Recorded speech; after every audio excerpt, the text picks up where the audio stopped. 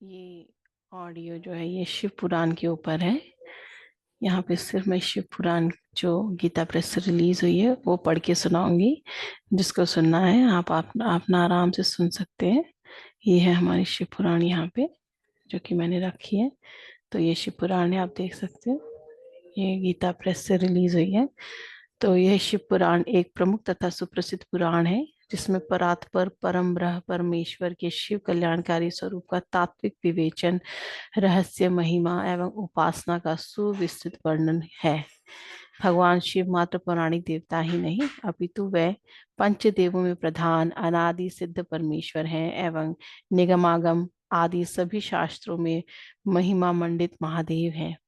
वेदों ने इस परम तत्व को अव्यक्त, अजन्मा, सबका कारण, विश्व प्रपंच का सृष्टा, पालक एवं संहारक कहकर उनका गुणगान किया है। श्रुतियों ने सदाशिव को स्वयंभू, शांत, प्रपंचातीत, परात्पर, परमत्व, ईश्वरों के भी परम महेश्वर कहकर स्तुति की है। शिव का अर्थ है कल्याण स्वरूप और कल्याण प्रदाता। परम ब्रह्म के इस कल्याणकारी रूप की उपासना उच्च कोटि के सिद्धों, आत्म कल्याण कामी साधकों एवं सर्वसाधारण आस्तिक जनों सभी के लिए परम मंगलमय, परम कल्याणकारी, सर्व सिद्धिदायक और सर्व श्रेयस्कर है। शास्त्रों में उल्लेख मिलता है कि देव, तनुज, ऋषि, महर्षि, योगींद्र, मुनिद्र, सिद्ध, गंधर्व ही नहीं अपितु ब्रह्मा विष्णु तक इन महादेव की उपासना करते हैं। भगवान श्री राम तथा श्री कृष्ण के तो ये परमाराध्य ही हैं।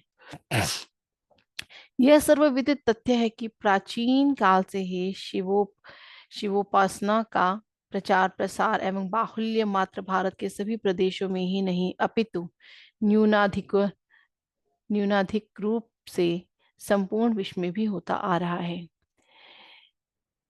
यह सर्वप्रति तथ्य है कि प्राचीन काल से ही शिवोपासना का प्रचार प्रसार एवं बाहुल्य मात्र भारत के सभी प्रदेशों में ही नहीं अपितु संपूर्ण विश्व में भी होता आ रहा है। शिव के इस लोक कल्याणकारी आराध्य स्वरूप महत्व एवं उपासना पद्धति से सर्वसाधारण जन को परिचित कराने के उद्देश्य से गीता प्रेस ने यह किताब लिखी है। गीता प्रेस के द्वारा यह किताब जो है प्रकाशित की गई है। तो मैं उसी को आज अध्याय थोड़ा थोड़ा पढ़ के सुनाऊंगी। तो ये पहला अध्याय है, बहुत सारे अध्याय इसमें। तो ये इससे स्टार्ट यहाँ से शुरू होता है। तो ये श्री गणेशाय नमः, श्री शिव पुराण महात्म्य। तो शुरू करने से पहले महादेव का नाम लेकर मैं गणेश जी का नाम लेकर महादेव का नाम लेकर शुरू कर रही हूँ। आशा करती हूँ कि आप लोग अगर कोई सुन रहा है तो इसके ऊपर कुछ आपको टिप्पणी की करने की ज़रूरत नहीं है, क्योंकि ये मैंने जो यहाँ पे लिखा है मैं वो सिर्फ पढ़ के सुना रही हूँ, उससे ज़्यादा और कुछ नहीं। आशा करती हूँ कि अगर आपके पास समय है तो आप सुन सकें। सो भवाब्धिमग्नं दीनं मा समुन्दर भवार्णवात कर्मग्राह गृहीतांड दासो अहं तव शंकर। शौनक जी के साधन विषय प्रश्न करने पर सूत जी का उन्हें शिव पुराण की उत्कृष्ट महिमा सुनाना।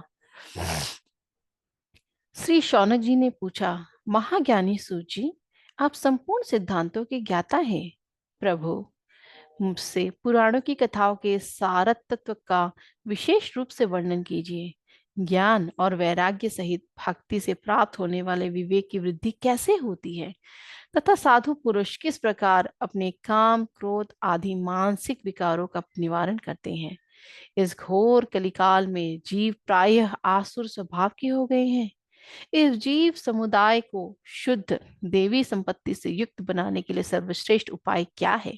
आप इस समय मुझे कोई शाश्वत साधन बताइए जो कल्याणकारी वस्तुओं में भी सबसे उत्कृष्ट एवं परम मंगलकारी हो तथा पवित्र करने वाले उपायों में भी सर्वोत्तम पवित्र कारक उपाय हो। तात वह साधन ऐसा हो जिसके अनुष्ठान से शीघ्र ही अंतःकरण की विशेष शुद्धि हो जाए तथा उससे निर्मल चित्त वाले पुरुष को सदा के लिए शिव की प्राप्ति हो जाए। श्री सूत जी ने कहा, मुनि श्रेष्ठ शौनक, तुम धन्य हो। क्योंकि तुम्हारे हृदय में पुराण कथा सुनने का विशेष प्रेम एवं लालसा है। इसलिए मैं शुद्ध बुद्धि से विचार कर तुमसे परम उत्तम शास्त्र का वर्णन करता हूँ।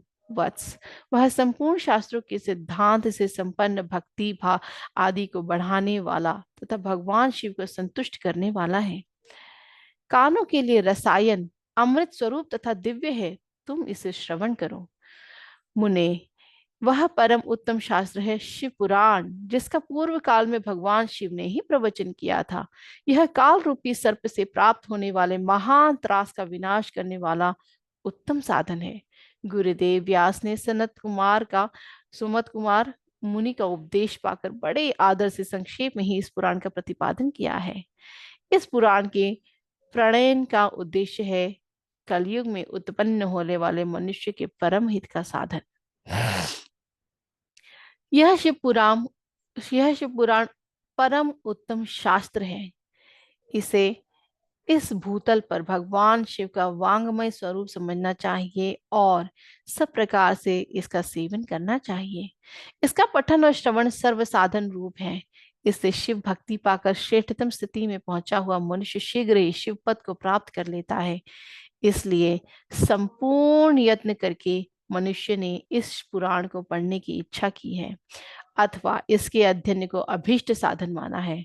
इसी तरह इसका प्रेम पूर्वक श्रवण भी संपूर्ण मनोवांछित फलों को देने वाला है। भगवान शिव के इस पुराण को सुनने से मनुष्य सब पापों से मुक्त हो जाता है तथा इस जीवन में बड़े बड़े उत्कृष्ट भोगों का उपभोग करके अंत में शिवलोक को प्राप्त कर लेता है। यह शिव पुराण नामक ग्रंथ 24,000 श्लोकों से युक्त है। इसके 7 संहिताएं हैं। मनुष्य को चाहिए कि वह भक्ति ज्ञान और वैराग्य से संपन्न हो बड़े आदर से इसका श्रवण करें। 7 संहिताओं से युक्त यह दिव्य शिव पुराण परम ब्रह्म परमात्मा के समान विराजमान है और सबसे उत्कृष्ट गति प्रदान करने वाला है। मंगलकारी हो तथा पवित्र करने वाले उपायों में भी सर्वोत्तम पवित्र कारक उपाय है। तात, वह साधन जो निरंतर अनुसंधान पूर्वक इस शिव पुराण को बांचता है अथवा नित्य प्रेम पूर्वक इसका पाठ मात्र करता है, वह पुण्यात्मा है। इसमें संशय नहीं है। जो उत्तम बुद्धि वाला पुरुष अंत काल में भक्ति पूर्वक इस पुराण को सुनता है, उस पर अत्यंत प्रसन्न हुए भगवान महेश्वर उसे अपना पद धाम प्रदान करते हैं। जो प्रतिदिन आदर पूर्वक इस शिव पुराण का पूजन करता है, वह इस संसार में संपूर्ण भोगों को भोग कर अंत में भगवान शिव के पद को प्राप्त कर लेता है। जो प्रतिदिन आलस्य रहित हो रेशमी वस्त्र आदि के वेष्टन से इस शिव पुराण का सत्कार करता है, वह सदा सुखी होता है।